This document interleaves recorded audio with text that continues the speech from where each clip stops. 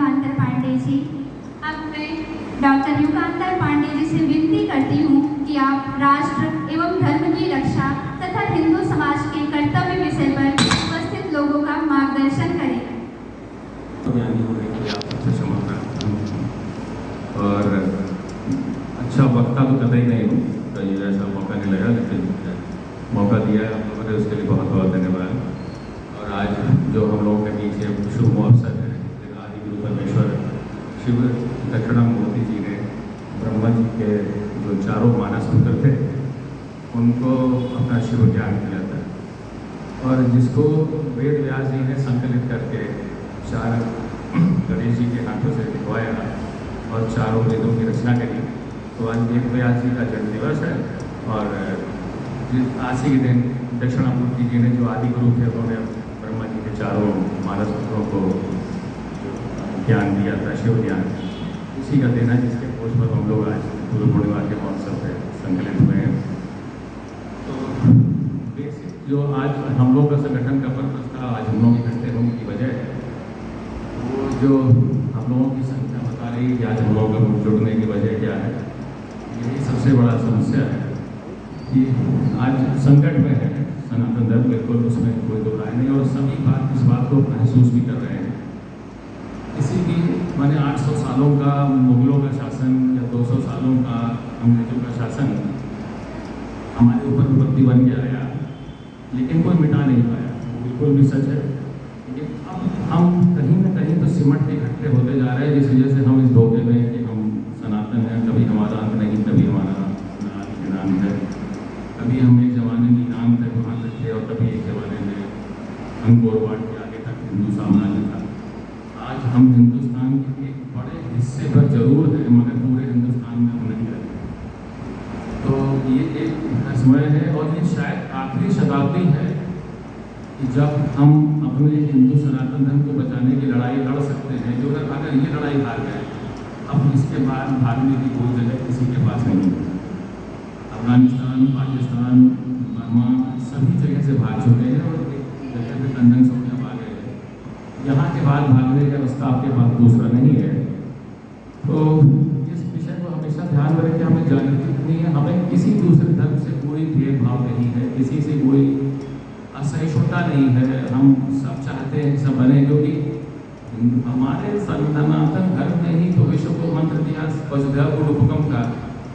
तो हम तो धोखे में सबको अपना मानते रहे, लेकिन धोखा खाते गए और हम सिमट के छोटे होते गए। तो अगर हमें भेदभाव किसी से आई नहीं, अहिंसा जैसी चीज़ थी, हिंसा तो हमारे धर्म में कभी था ही नहीं। अभी इसी पे मैं एक बहुत अच्छा वाक्य बताऊँ कि हमारे डॉक्टरों का एक दल अभी यूरोप में घूमने गया था। तो ग्रीस में जाकर के वो लोग जो कोलोसियम है, जहाँ पे उनके रोमन सभ्यता के अवशेष बचे हैं, तो उसके पहले ओटोमन साम्राज्य था, फिर वो खत्म हुआ, फिर रोमन साम्राज्य है वो खत्म हुआ, क्रिश्चियंस बचे हैं, कहीं इस्लामी बढ़ते जा रहे हैं। तो वहाँ की जो गाइड थी, उसने हमारे ग्रुप के लोगों से मजाक में, माने थोड़ा सा व्यंग्य रूप में उसने कहा कि I have heard there are millions of god in your country. तो हमारे बीच की ये लेडी डॉक्टर थी, उन्होंने बहुत बेहतरीन जवाब उसने दिया। उसने कहा कि हमारे देश में हम लोग हर चीज़ को पूछते हैं, जीवित हो अजीवित हो, पत्थर को, नदी को, पेड़ को, पहाड़ को, सब हमारे यहाँ जीवा जाते हैं, सब हमारे लिए भगवान है। इसीलिए हमारा धर्म आज भी वहीं बचा हुआ है, और हम आज के धर्म की उजड़ते हुए रूप को बदलते हुए देखने आए हैं। वो सामने से रूप कोलोसियम दिख रहा है, जो कभी रोमन साम्राज्य था, उससे पहले कभी ओटोमन थे, तो हम वो आपको देख रहे हैं। हम सनातन हैं, हम हमेशा से वैसे चल जाना, इसीलिए हम बचे हुए हैं, आपकी हम लोग उजड़ी सभ्यता को देखने आए। तो एक बेहतरीन जवाब अच्छा था उसने दिया, और वाकई में सोचने वाली बात है। तो इस लड़ाई में हम लोग को अपनी चिंता करनी है, हमें किसी दूसरे धर्म में कोई राग द्वेष नहीं, बस सिर्फ अपना उत्थान देखना कि हमारे यहाँ क्यों इतनी अवनति हमारी होती जा रही है। सिर्फ हमारे अस्तित्व की लड़ाई है। और एक वाक्य है, एक तरफ तो हम जरूर कहते हैं कि हमारा वसुधैव कुटुंबकम, मगर एक दूसरा वाक्य भी हमारे धर्म में है, धर्मो रक्षति रक्षिता। जो धर्म की रक्षा करता है, धर्म उसकी रक्षा करता है। तो इसको भी हमें ध्यान में रख के चलना है। समय के साथ साथ विसंगतियाँ बहुत है, और सबसे पहले की शुरुआत, इस खतरे का आगाज आज से लगभग हमारे ख्याल से 120-25 साल पहले एक लेफ्टिनेंट कर्नल हुआ करते थे आर्मी में, जिस टाइम का टाइम था, वो डॉक्टर ही थे, मिस्टर UN मुखर्जी साहब। उन्होंने 1911 में जनगणना हुई थी, तो जो डेमोग्राफिक चेंज था, उन्होंने उस डेमोग्राफिक चेंज को देखते हुए 1914 में किताब लिखी थी, the Hindu and dying race. ये 1911 में किताब लिखी थी। उन्होंने उस खतरे को तब भांप लिया था, और उसी खतरे को देखते हुए, पढ़ते हुए मदन मोहन मालवीय जी ने 1915 में हिंदू महासभा की स्थापना भी हुई। हिंदू महासभा का उद्देश्य था शुद्धिकरण या घर वापसी जिसे कह सकते हैं, मगर श्रद्धानंद जी की हत्या कर दी गई, और श्रद्धानंद जी की हत्या के बाद जो लोग उसमें शामिल थे, उसमें मेन उनका जो हत्या करने वाले थे अब्दुल रशीद, उन सब की गांधी जी वगैरह जैसे लोगों ने उस समय उनका हिंदू महासभा की वो उन्होंने उसको मैंने उस बात के लिए उसकी आलोचना करी, और अब्दुल रशीद को ऑलमोस्ट मैंने उन्होंने बरी कर दिया। उसकी वजह से ये हिंदू महासभा का आंदोलन फिर शांत हो गया, सब पीछे हट गए, क्योंकि सबका उत्साह खत्म हुआ, और गांधी जी जैसे लोग नहीं चाहते थे कि इस तरह की कोई चीज़ हो, आगे नहीं बढ़ पाया। 1925 के आसपास संघ की स्थापना हुई। 1925 के बाद इतने दंगे हमने झेले और 1947 तक देखते गए, मगर कोई भी आदमी 35 साल पहले किताब लिखा हुआ को मिटा नहीं पाया। जो लिखा था असल में वो खतरा था और रहा, और आज तक भी है। और उसके खतरे के बाद हम लोगों ने अपने जब से देखा हुआ है, अपने आप को सिमटते देखा है, पॉपुलेशन को सिमटते देखा है, अपने कारोबारों को रोकते देखा है, मंदिरों को टूटते देखा है, दंगों को फसादों को देखा, लेकिन हम आज भी 1911 में हिंदू डाइंग रेस वाली किताब की जो सत्य उन्होंने जो खतरे उन्होंने महसूस किए थे, लेफ्टिनेंट UN मुखर्जी साहब, हम आज भी उनको झुठला नहीं पाए। तो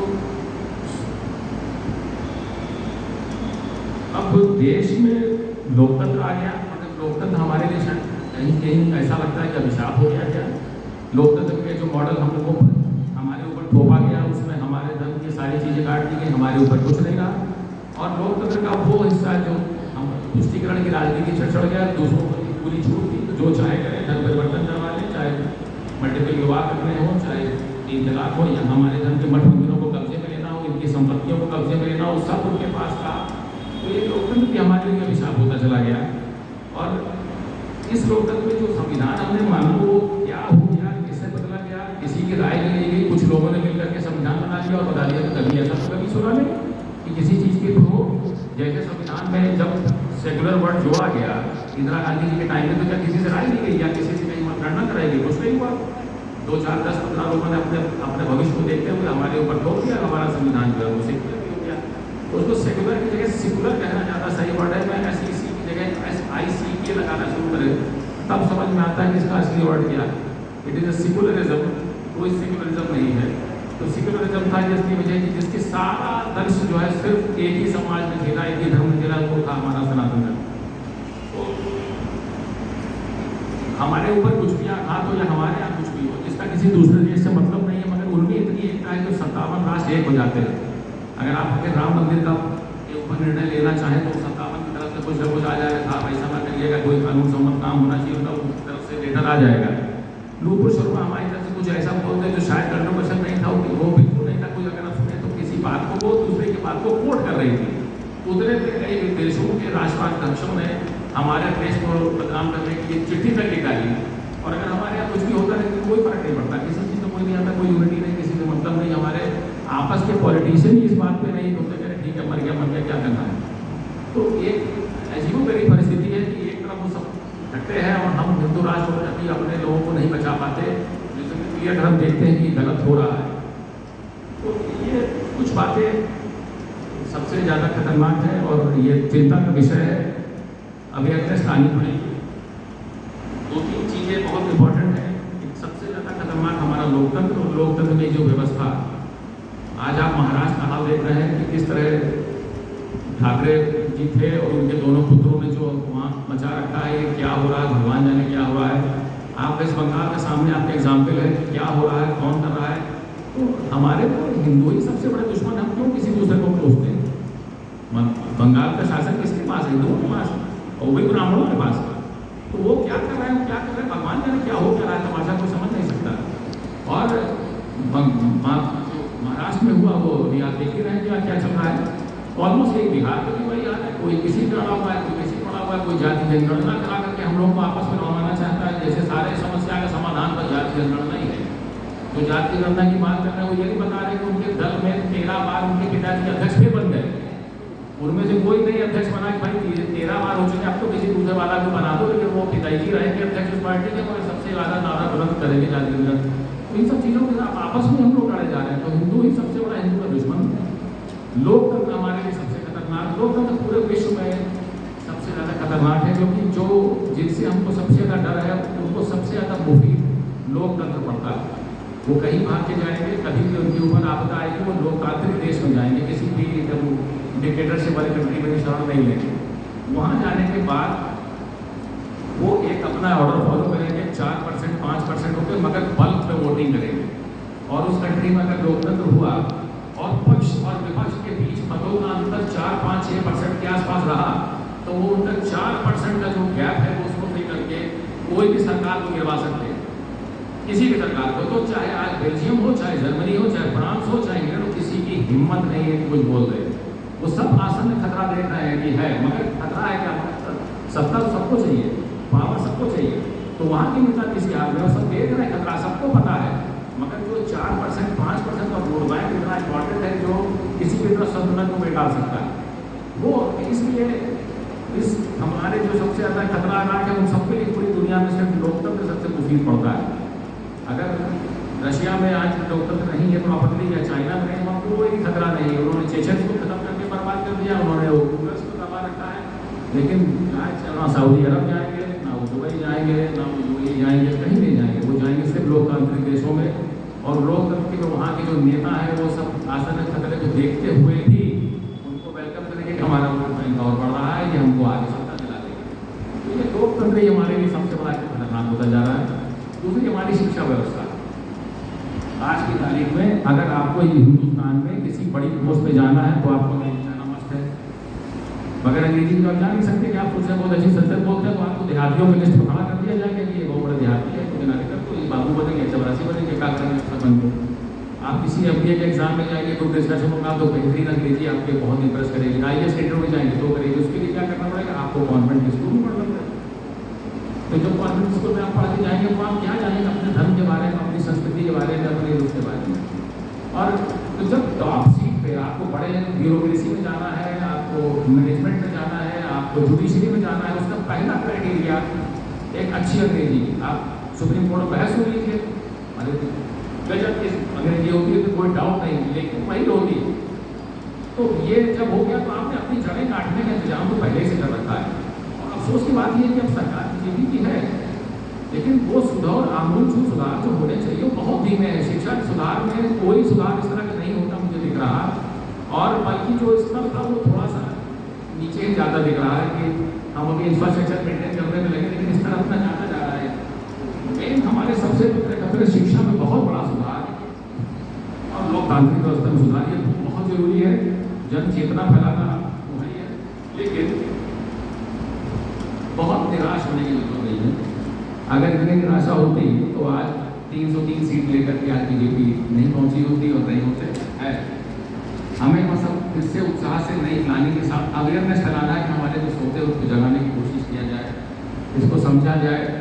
और जब हिंदुस्तान की लड़ाई लड़ी गई और अंग्रेजों ने कब्जा किया, मुगलों ने किया, तो मराठाओं ने नहीं, हमें लगता है शायद 100-200 साल बचा के रखा, जिनकी वजह से जो उनके मंसूबे थे वो 200 साल को लटका के रखा कम से कम।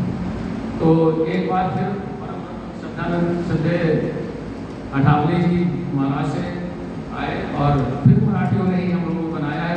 हमारे सामने प्राची बहन बैठी है, तो फिर मराठियों ने से हमारे हमको मार्गदर्शन देंगे और करेंगे कहाँ महाराष्ट्र से आई है। आप एक एग्जाम्पल है सबके सामने, जिन्होंने अपनी नौकरी छोड़ के उत्तर प्रदेश का जिम्मा संभाला हुआ है, उनके जो पति है उन्होंने मध्य प्रदेश का जिम्मा संभाला हुआ है। जैसे मराठाओं ने मुगलों से युद्ध लड़ा और उनके मंसूबों को 200 साल डाल के रखा, तो फिर से एक आशा की किरण उसी तरफ से आई है।